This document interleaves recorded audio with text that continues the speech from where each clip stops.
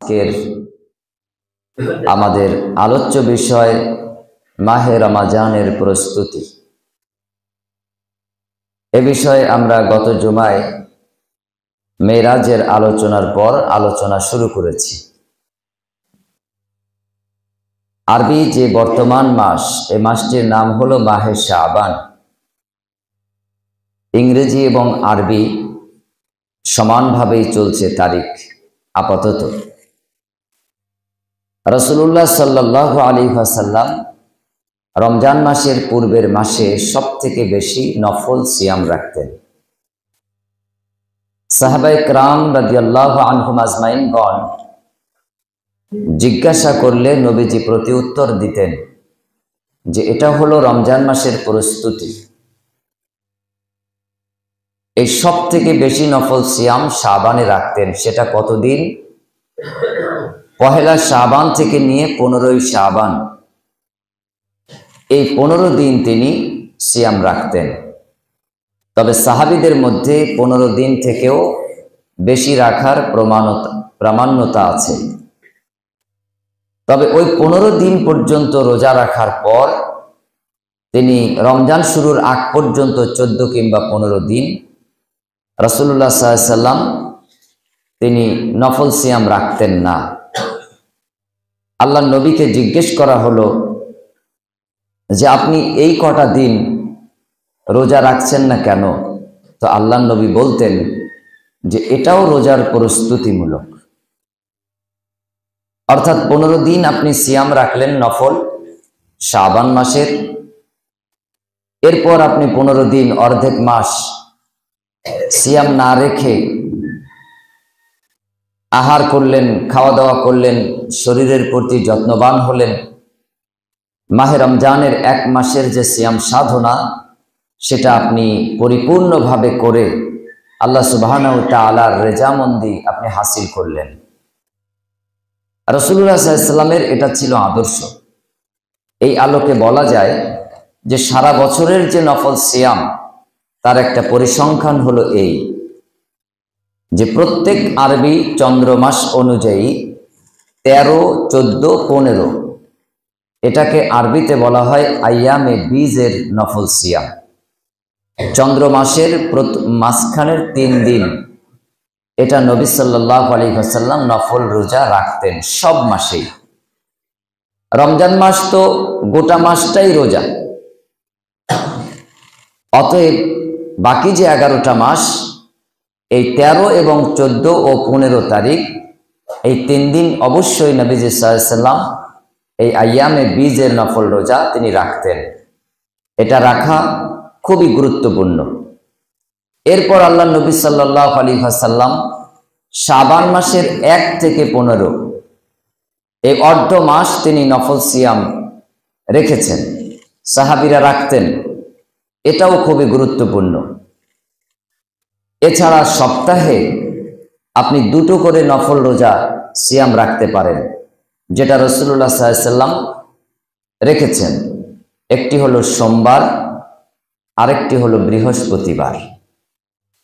রাসূলুল্লাহ সাল্লাল্লাহু আলাইহি ওয়াসাল্লাম এই দিনে সিয়াম রাখতেন। কেন তিনি সিয়াম রাখতেন? 3 দিনের আমল নামা আল্লাহর কাছে ফেরেশতারা পৌঁছে দেন সোমবার দিন। বিশেষ করে এই উদ্দেশ্যে নবীজি সাল্লাল্লাহু আলাইহি ওয়াসাল্লাম সোমবার নফল সিয়াম রাখতেন। একটা মওকুফ হাদিসে এসেছে যে এই দিন নবীজির জন্ম হয়েছে বলে নবীজি সিয়াম রাখতেন। তবে অধিকাংশ মুহাক্কিকগণ এটাকে গ্রহণ করেননি। এছাড়া আল্লাহ নবী সাল্লাল্লাহু আলাইহি ওয়াসাল্লাম তিনি একাধিক হাদিসে বলেছেন জন্ম মৃত্যু এই দিনগুলি স্মরণীয় বরণীয় কোনো দিন নয়। এটি হলো আল্লাহ সুবহানাহু ওয়া তাআলার একটা প্রবাহমান পরিক্রমা। এটা চক্র আকারে চলছে এবং ভবিষ্যতেও চলবে। অতএব প্রত্যেক দিন কেউ জন্ম নেবে, আবার প্রত্যেক দিন কেউ মৃত্যুবরণ করবে। এটা আল্লাহর আদেশেরই অংশ বিশেষ। তো যদি কেউ জন্ম দিবস, মৃত্যু দিবস ধার্য করে, তাহলে এই পৃথিবীতে কার্যকাল বলে কোনো কিছু আর থাকবে না।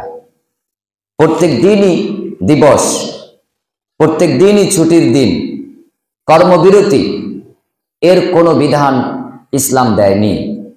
এমনকি নবী সাল্লাল্লাহু আলাইহি ওয়াসাল্লামের যে জন্মদিন, এটাকে ইতিহাসের পাতায় সংরক্ষণও করা হয়নি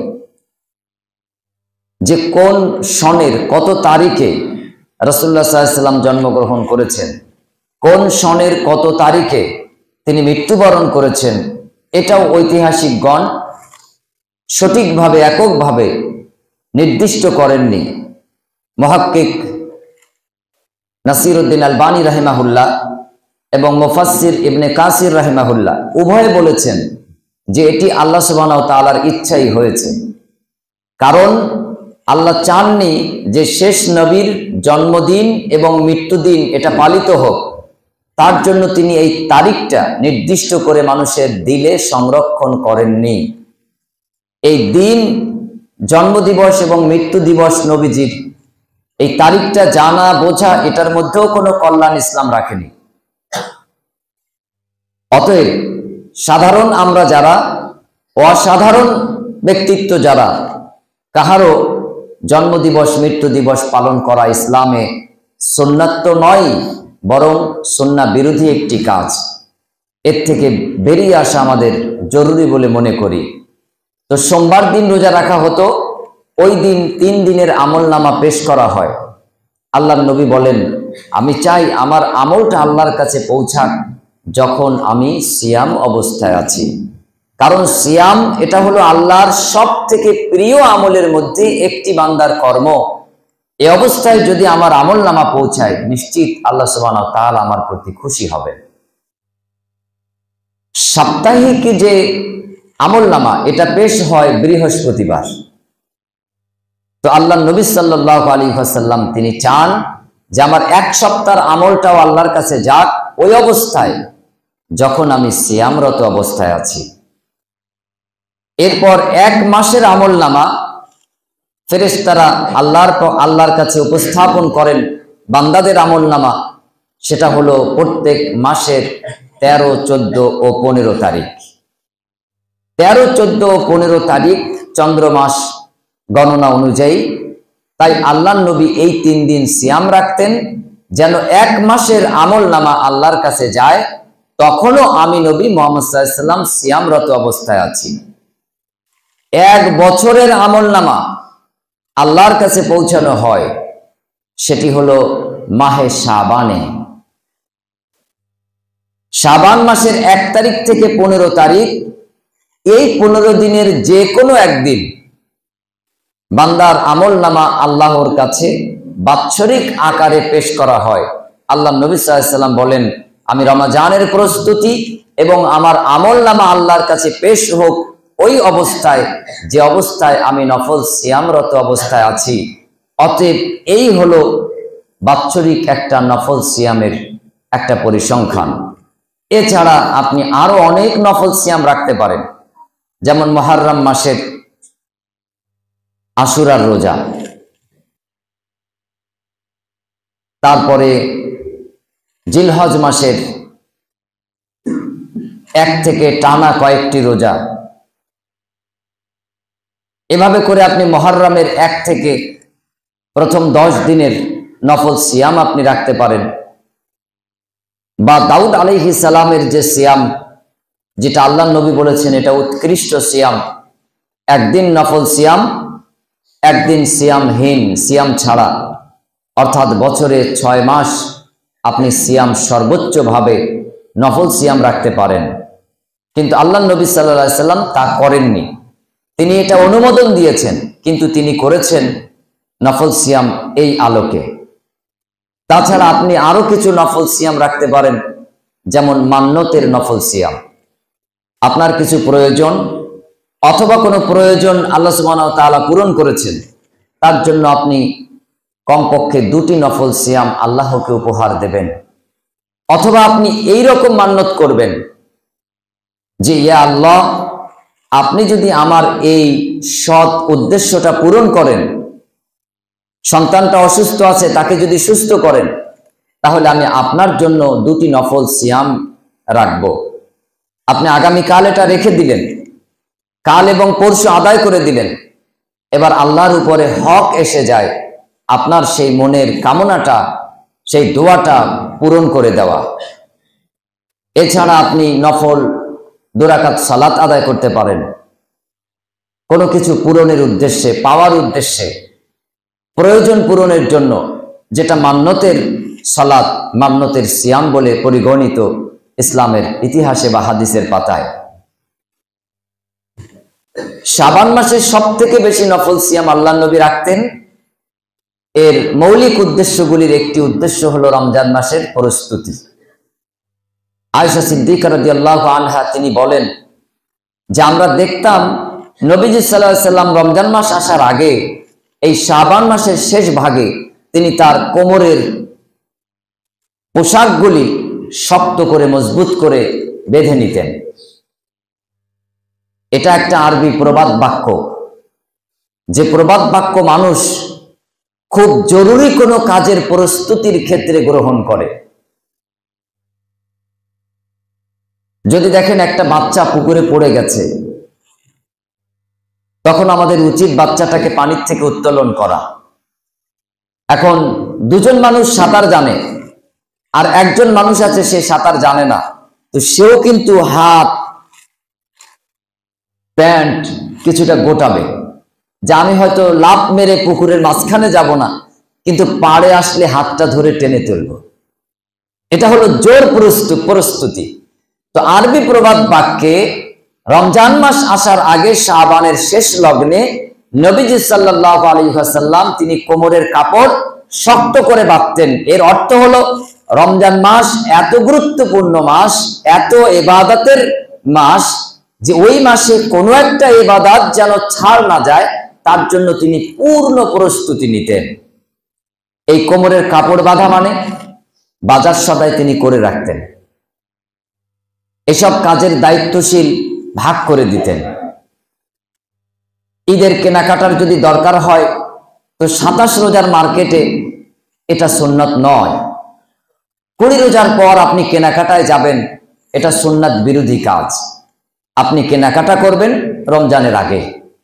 এই শাবান মাসের শেষ 20, 21, 22, 23, 25 তারিখ আপনি ঈদের কেনাকাটা করে আসেন। দুটি লাভ হবে, দামে কম হবে, ভিড়ভাট্টা হবে না। সাইজ যদি বেসাইজও হয়, পাল্টাতে গেলে পরের দিন সুবিধা অনুযায়ী আপনি পেয়ে যাবেন ইনশাআল্লাহ। আর ঈদের মার্কেটে যে যত গাঁট পচা মাল বেশি দামে আমাকে আপনাকে ব্যাগে পুরে দেবে, আর বাচ্চাগুলি জানে একদিন পরবো, অসুবিধাটা আর কোথায়? কোনো মতে ঈদের দিন পরে ওটাকে ব্যাকসাইড করে দেয়, আর দ্বিতীয়বার ওটা পরে না। কিন্তু নবীজি সাল্লাল্লাহু আলাইহি ওয়াসাল্লাম তিনি প্রস্তুতি নিতেন রমজানের 1 থেকে শেষ তারিখ পর্যন্ত, একেবারে ঈদ পর্যন্ত যাবতীয় যা তিনি এই শাবান মাসে সব কর্ম সম্পাদন তিনি গ্রহণ করে নিতেন এবং দায়িত্ব ভাগ করে নিতেন, যেন রমজানের শেষ দশক লাইলাতুল কদর সম্পন্ন একটি দশক, জাহান্নাম থেকে মুক্তির একটি দশক, জান্নাত প্রাপ্তির একেবারে দোরগোড়ায় দরজা খুলে আল্লাহ রাব্বুল আলামিন ডাকেন জান্নাতের জন্য। অতএব এই সময় যেন আমরা অন্য মনস্ক না হই, অন্যদিকে মনোনিবেশ না করি। এর জন্য আল্লাহ নবী সাল্লাল্লাহু আলাইহি ওয়াসাল্লাম শাবান মাসের শেষে তিনি রমজানের পরিপূর্ণ প্রস্তুতি গ্রহণ করতেন। এক সময় আমরাও ঈদের কেনাকাটা ঈদের আগেই করতাম। বয়স বাড়তে বাড়তে অভিজ্ঞতা, কোরআন হাদিস পরিষ্কার যে না, এটা সুন্নাতের খেলাফ। বিশেষ করে নারী পুরুষ অবাধ বিচরণ করে যে মার্কেটিং এ যায়, এটা একটা জেনা, ব্যভিচার এবং বেলেল্লাপনারই অংশ বিশেষ। আপনি অন্যদেরকে বলেন তারা তাদের কালচার, সেই অভ্যাসে তারা অভ্যস্ত, কিন্তু আমাকে আপনাকে তো ইসলাম এমন কালচার দিয়েছে যে ব্যবস্থার মধ্যে আপনার ব্যক্তি, পরিবার এবং সামাজিক জীবনের একটা কল্যাণ নিহিত আছে। তো আপনি যদি ঈদের মার্কেটিং এর জন্য নারী পুরুষ এককভাবে, ছেলে মেয়ে সবাই একাকার হয়ে যান, তাহলে ইসলামের সেই নীতিমালার কোথায় আপনি গুরুত্ব আরোপ করলেন, মূল্য দিলেন? তাই এই শাবান মাসের শুরুতে আমি এই আবেদন করছি যে রমজানের এখনো 23, 24, 25 দিন বাকি। আপনি এই সময়কালের মধ্যে আপনি আপনার রমজান মাসের যে প্রয়োজনীয়তা সেগুলি এই মাসে পূরণ করে নেন। নফল সিয়ামে অভ্যস্ত হন, যাতে রমজানে আপনি সিয়াম পালন করতে পারেন। কেনাকাটা যেটা প্রয়োজন এই মাসে করে নেন। অন্যান্য কাজ সেগুলি আপনি আপনার সন্তানদের কাঁধে ভাগ করে দেন। 2টি সন্তান আছে, তাকে ভাগ করে দিলেন, তো দেখা গেল একদিনের একটা কাজ দুজনে ভাগ করে করলে স্বল্প টাইমে হয়ে গেল। রাসূলুল্লাহ সাল্লাল্লাহু আলাইহি ওয়াসাল্লাম শাবান মাসে আরো কিছু প্রস্তুতি নিতেন।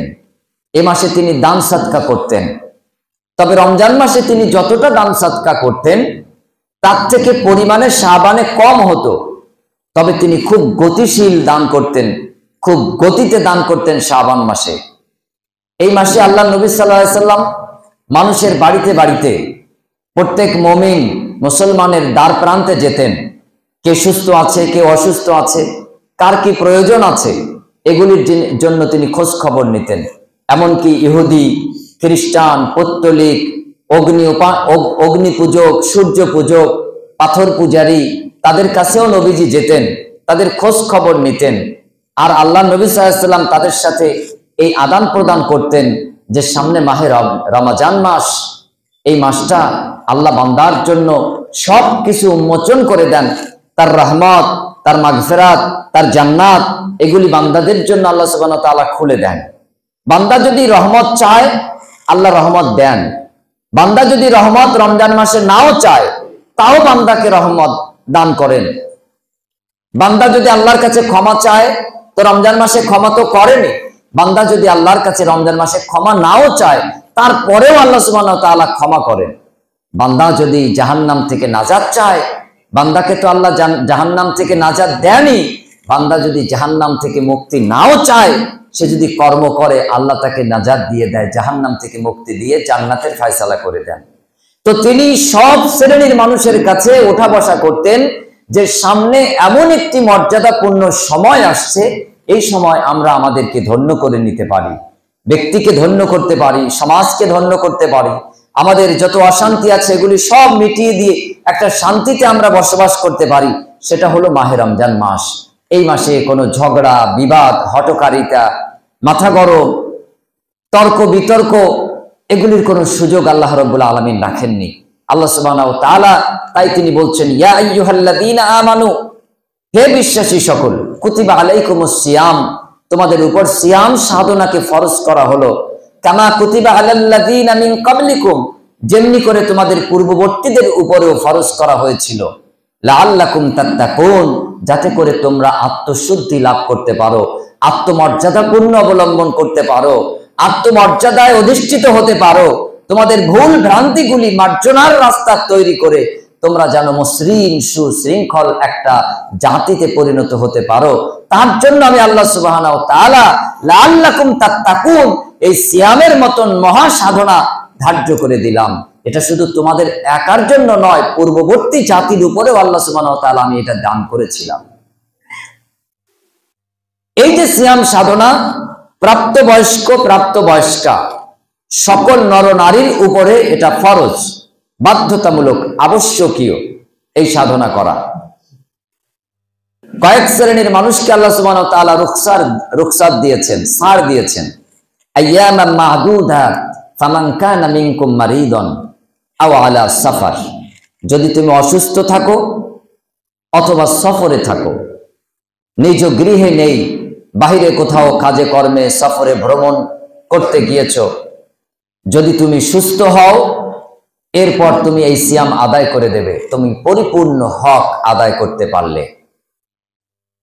বাহিরে ছিলে, বাড়িতে আসলে এসে তুমি আদায় করে দেবে পরের মাসে, অথবা আগামী রমজানের আগ পর্যন্ত এই সময়কালের মধ্যে তুমি রমজানের পরিপূর্ণ সওয়াব নেকি পেয়ে যাবে, এর বদলা তোমাকে দিয়ে দেওয়া হবে।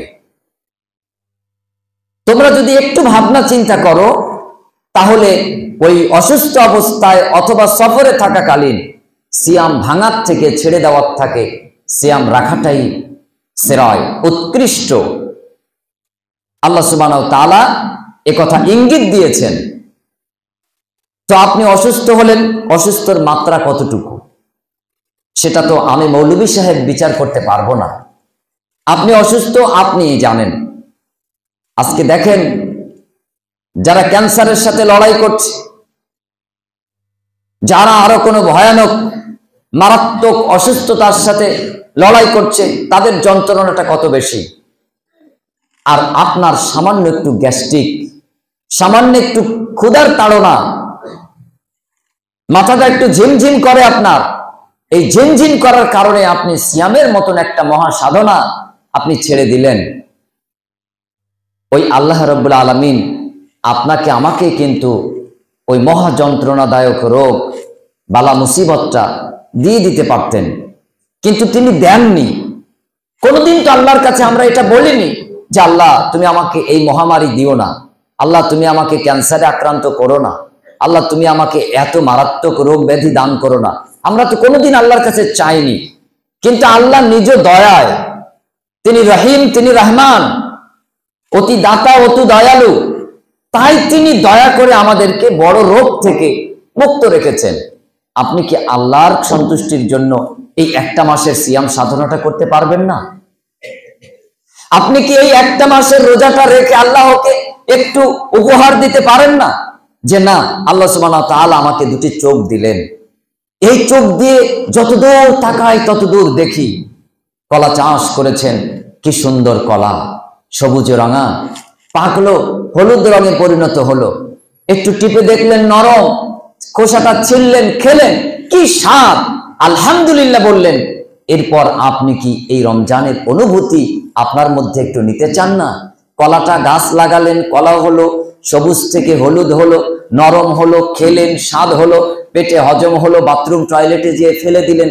আমি আপনি আমার আপনার অবস্থাটা একটু চিন্তা করে দেখেন না, যে আপনি তো মানুষ পাকা কলাটা খেলেন, কিন্তু আমার আপনার এই বডি, এই দেহ, এটাকে যখন মাটির গর্ত করে কবরের মধ্যে রেখে আসা হবে, তখন কোন মানুষটা আমাকে আপনাকে এটা গ্রহণ করবে? কোন মানুষ না। একটা কীট, একটা পতঙ্গ, একটা পোকামাকড়, যে পোকামাকড় এখন গায়ে উঠলে আমরা তাড়িয়ে দেই, ফেলে দেই, নিজ হাতে ধরতে আমাদের খারাপ লাগে, একটা অন্য কাগজ দিয়ে ফেলি, কাপড় ন্যাকড়া দিয়ে ফেলি। এই পোকামাকড়ে এই দেহ, এই চামড়া, এই মাংস, এই হাড়, এগুলি কুড়ে কুড়ে সব তার পেটে নিয়ে নেবে। আপনি তার পেট থেকে হজম হয়ে আবার মাটি হয়ে যাবে। এই তো চক্র, এই তো আমাদের শৈলী বিন্যাস। এরপর যদি আপনি আপনার এই যে দৃষ্টি আল্লাহ রাব্বুল আলামিন দিলেন, এর শুকরিয়া আদায় না করেন, যে আল্লাহ তুমি আমাকে দুটি চোখ দিয়েছো, একটা বছর 12টি মাস দিয়েছো, তার মধ্যে এক মাস আমাকে সিয়াম রাখতে বলেছো, শুধু দুপুরের খাবারটা না খাওয়া, কি এমন হবে আমার? কি এমন অবস্থা হতে পারে? এখন তো পাকা রাস্তায় সকালে একবার, সন্ধ্যায় একবার না গেলে পারা যায় না। কিন্তু আমফান ঝড়ে যখন রাস্তা ব্লক হয়ে গেল, গাছগাছালি পড়লো, তখন আমরা কি করে এই রাস্তা দিয়ে হেঁটেছিলাম? হাঁটতে পারিনি। একদিন দুদিন নিজের উঠোনে সোজাভাবে পা ফেলা যায়নি। আল্লাহ চাইলে আমাদেরকে আটকে দিতে পারেন, কিন্তু আল্লাহ চান না যে তার বান্দারা আটকে যাক। আল্লাহ চান তার বান্দারা সুস্থ সবল, সুস্থ থাক, তারা পরিণত হোক, তারা সাবলীল ভাবে জীবন ধারণ করুক। এর থেকেও উৎকৃষ্ট সাবলীল পরিবেশ আল্লাহ রাব্বুল আলামিন জান্নাতে আমাদেরকে দিতে চান বলে এই জায়গায় আমাদেরকে একটু ব্যতিব্যস্ত রাখেন বিভিন্ন কর্মশৈলী দিয়ে। এখন আমরা বোকা, আমরা নির্বোধ, নির্বুদ্ধিতার পরিচয় দিয়ে আমরা এই ভালো কাজ থেকে দূরে থাকি। সিয়াম যদি রাখি, মেডিকেল সায়েন্স বলছে যে শরীরের 40 থেকে 80টির মতন উপকারিতা আছে সিয়াম। আমেরিকার মতন উচ্চ লেভেলের ডক্টর, বিজ্ঞানীরা তারা বলছেন 40 থেকে 80 রকম শারীরিক উপকারিতা আছে। আলসার, গ্যাস্ট্রিক, সিয়ামে উপকার হয়। এমনকি প্রেশার, সুগার, তাতেও সুগারের উপকার হয়। একদল বিশেষজ্ঞ এই মতামত দিয়েছেন। চোখের পাওয়ার জ্যোতি যাদের কমা, সিয়াম চোখের জ্যোতি বৃদ্ধি করে।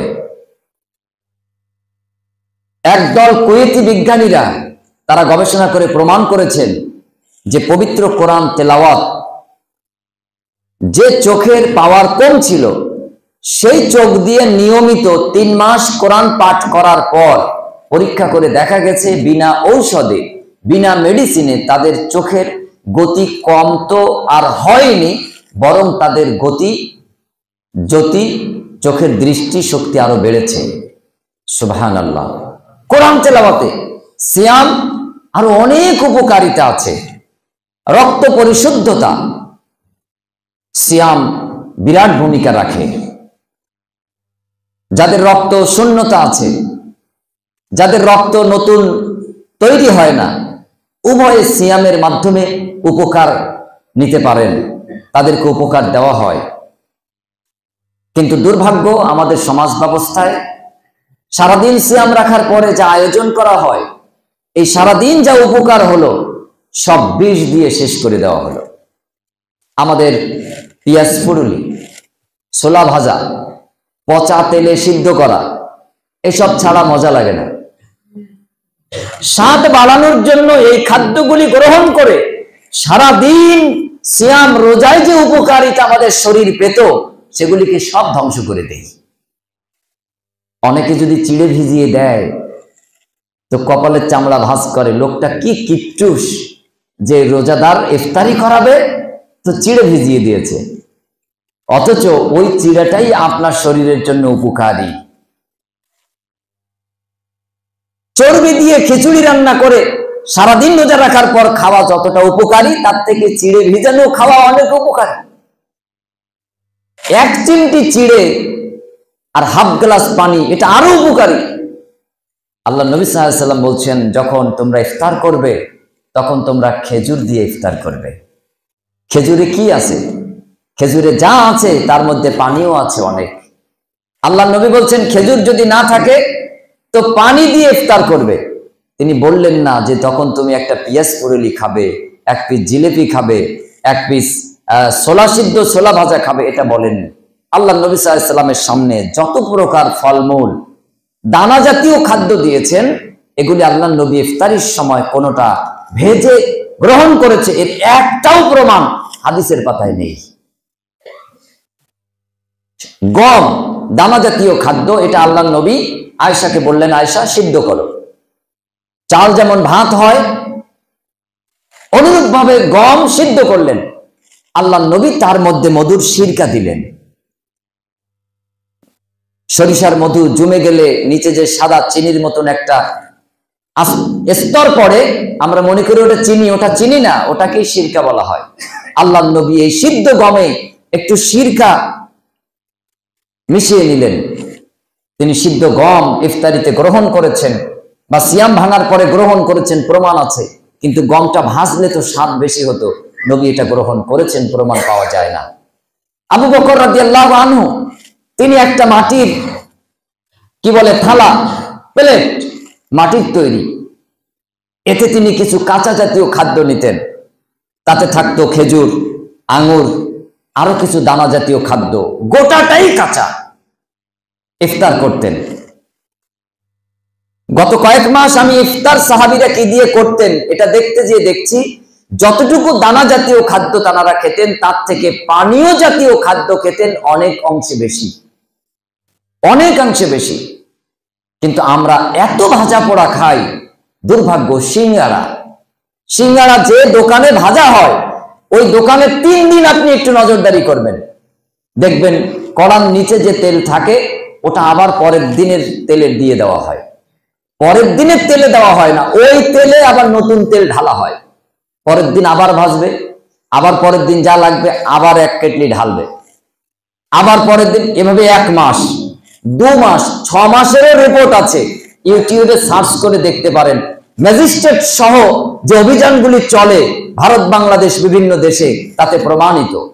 সিঙ্গাড়া ভাসছে, পিঁয়াজ ফুডেলি ভাসছে, চপ ভাসছে, ইল্লা মাশাআল্লাহ কিছু ভালো মানুষ আছে, তারা হয়তো সতেজ তেল দিয়ে করে দিতে পারে, কিন্তু ওনার বাড়িতে তো তেলের কারখানা নেই।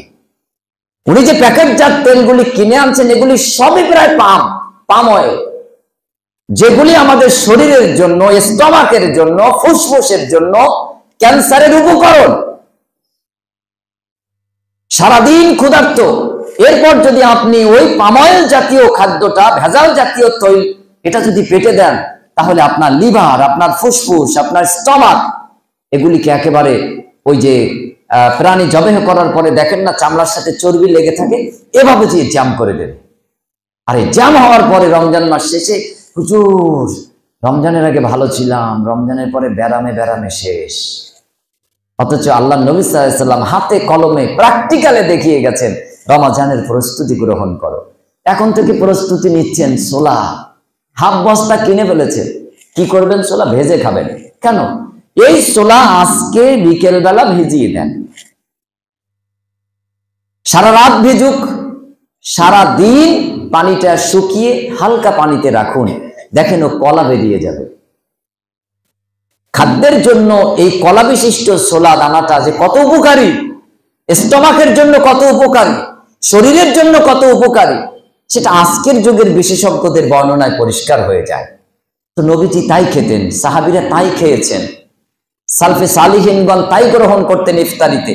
আজও যদি সাউথ ইন্ডিয়ায় যাওয়া হয় তাহলে দেখবেন মাটির ভাঁড় নিয়ে, পিতলের কাঁসার পাত্র নিয়ে তারা ইফতারিতে বসে, আর ওর মধ্যে যা আছে, মুড়িও যদি থাকে, চিড়াও যদি থাকে, যদি কেউ যদি সেখানে কোনো ভাজা পোড়াও দেয়, তো তার সাথে তারা লবণে গুলে বা চিনিতে গুলে কিছু পানি ঢেলে দেবে।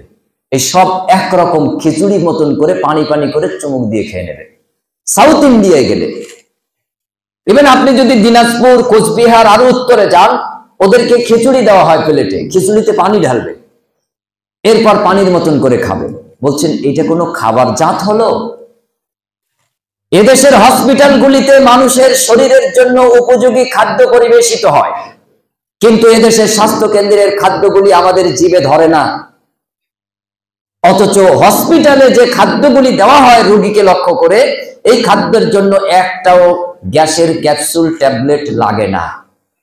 কিন্তু আমি আপনি ওই খাদ্যগুলি বাড়িতে একটু স্বাদ বাড়ানোর জন্য এমন পাক দেই, যে পাকে ওটা ওস্তাদ তেলের থেকেও মারাত্মক সিসির তেলে পরিণত হয়।